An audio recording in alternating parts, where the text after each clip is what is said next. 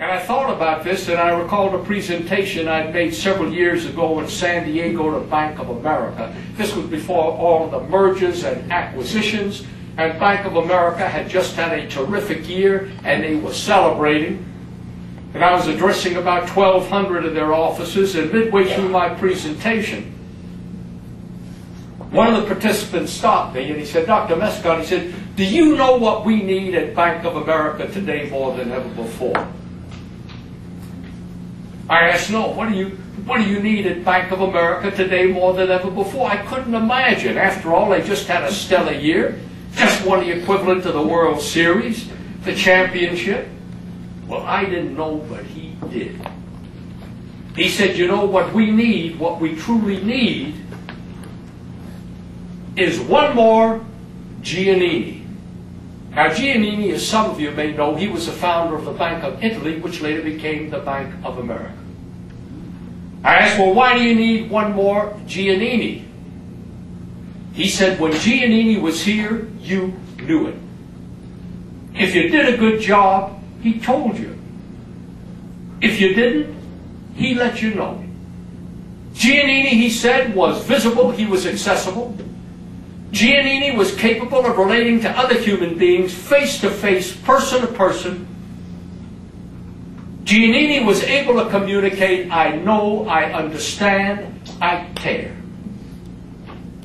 And you know, having worked with hundreds of organizations worldwide of all kinds, big, little, public, private, profit, not-for-profit, I have come to the conclusion that if there is a shortage of anything, particularly a dearth on a supply side, it is a shortage of individuals. Individuals who are leaders, who are mentors, but people who are visible, who are accessible, who are capable of relating to others face to face, person to person, who are able to communicate, "I know, I understand, I am concerned, and I care."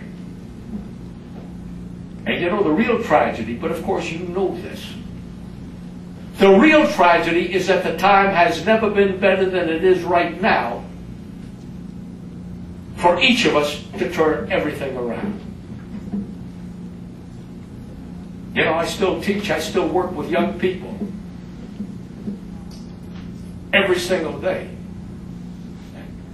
And let me assure you, when these students come to class, what they're looking for, what they're asking for, what they're begging for, is what Ullman's an old-time writer in the area of management, is what Ullman referred to as skyhooks, cultural reference points, something to hang on to, something to believe in. But you know what they want to hang on to? We all want to hang on to this. Not so much statements of philosophy. Incidentally, this country today is awash in statements of philosophy and commitment. You know what people are looking for? Are statements of behavior.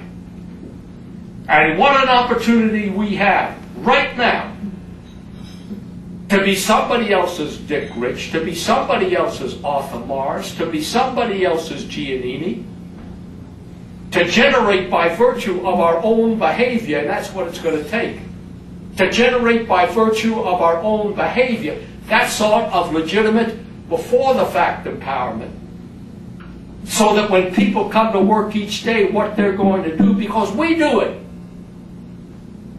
what they're going to do is whatever it is that had to be done. You know, I'm just talking about basics. I hope at this particular juncture you're saying, I know everything he said. I hope so. Talk about basics now. I've always talked about basics. One of my favorite stories, several years ago, one of my students came to me. And he said, "Dr. Mescon," he said, "I am ready to graduate. I want to be successful. Tell me, what do I have to do?" I said, "Are you absolutely certain you want to be successful?" He said, 9 years of paying tuition, it has made success for me my own personal holy grail. I want your advice. I asked, are you ready? He said, I am ready. I said, all right. If you really want to be successful, if you truly want to be successful, my advice, show up. He said, that's it? He says, I've been giving you money for almost a decade. You're telling me if I really want to be successful, all I have to do is show up? I said, only 70% of the time. Now, if you want to increase your odds, my advice, show up on time. Now then, if you want to devastate, if you want to destroy competition, show up on time, dress to play. And when I use the term dress to play, I'm talking psychologically, mentally dress to play. I said, chances are, you won't even have to break a sweat. You see, the fact of the matter is, in a nation that has to compete competitively today, too many people, they satisfice, they just get by because they don't have the commitment, the desire, the passion to do what every single one of us knows must be done. Let me just share with you a few more observations about some of my students. I love my students. For many years, I taught a Principles of Management class at 7 in the morning. Once again, let's talk about basics. 7 in the morning. I had 206 students in my class. Generally, every quarter, we were on a quarter system then, every seat was filled. You know why? I'm really good. And here's what I tell them the very first day of class. Now remember the average age of my student at that time, the demographics, the average age of my student was 27. 85% worked either full or part-time. As a matter of fact, when I first came to Georgia State, 90% of the students were older than I was. 95% were smarter than I was. So here we're not dealing with a group of neophytes. These people are working. And I indicate to them, and I'm indicating to you, this class begins at 7 a.m. You cannot come in at 7:01 a.m. The plane has departed. The train gone from the station. Well, they've never heard this. Many of you have never heard this. Well, you've heard it because you do show up on time.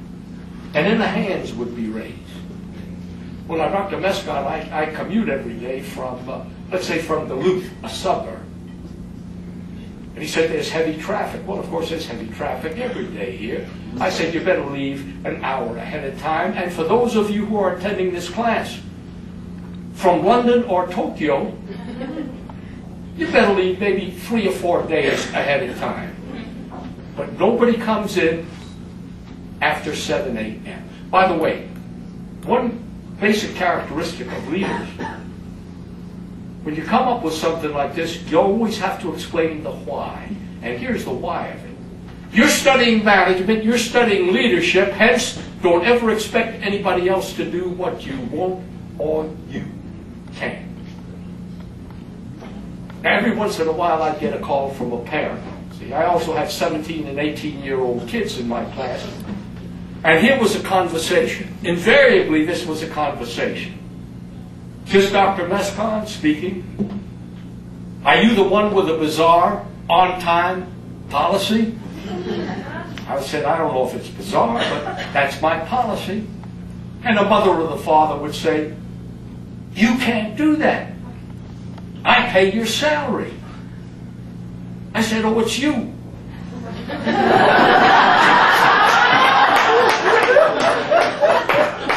I've been looking for you. It's not enough.